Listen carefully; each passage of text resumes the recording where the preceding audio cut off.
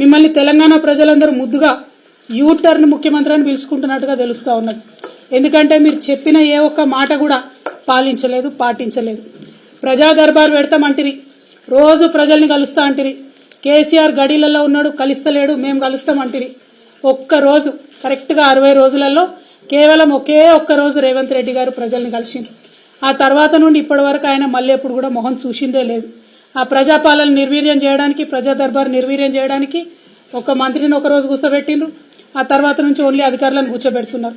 ఆ తర్వాత ఏం చేసిండ్రు, రాష్ట్రంలో ఉన్న వాళ్ళంతా ఇక్కడికి వచ్చేందుకు హైదరాబాదు జిల్లాలలోనే ప్రజాపాలన పెడతామని చెప్పారు.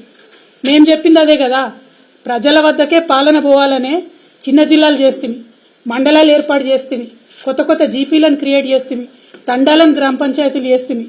పాలన వికేంద్రీకరణ జరగాలని మేము కోరుకుంటే పాలన సెంట్రలైజేషన్ జరగాలని మీరు కోరుకున్నారు. కోరుకున్న ఒకే ఒక్క రోజులో మీకు అనుభవం అర్థమైంది. కేసీఆర్ గారికి ఉన్న అపారమైన రాజకీయ అనుభవంతో ఆయన తీసుకున్న నిర్ణయాలను ఆనాడు విమర్శించిన మీరు ఇవాళ వారి బాటలోకి రావడం చాలా సంతోషం. ప్రజల వద్దకే పాలన పోవాలే, పాలకుల వద్దకు ప్రజలు రాకూడదనే అంశాన్ని నిరూపించి కేసీఆర్ గారు తొవ్వ కరెక్ట్ అని తెలంగాణ ప్రజలకు తెలియజేసినందుకు ముఖ్యమంత్రి గారికి మేము అభినందనలు తెలియజేస్తా ఉన్నాం. అదేవిధంగా మీరు ఇచ్చిన మాటలు, ప్రజా దర్బార్ అంటిరి, పోకపోతిరి.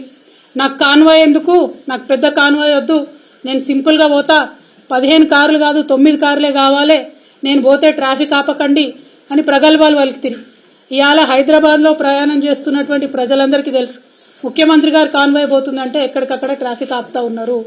కానీ దాన్ని కవర్ చేయడానికి మీ చుట్టూ ఉండే బాజా భజంత్రీలు, ప్రాపగండా టీమ్స్ ఏమంటున్నారు, అయ్యో అంబులెన్స్ వచ్చింది రాగానే మా ముఖ్యమంత్రి తవ్విచ్చిండు అంటున్నారు.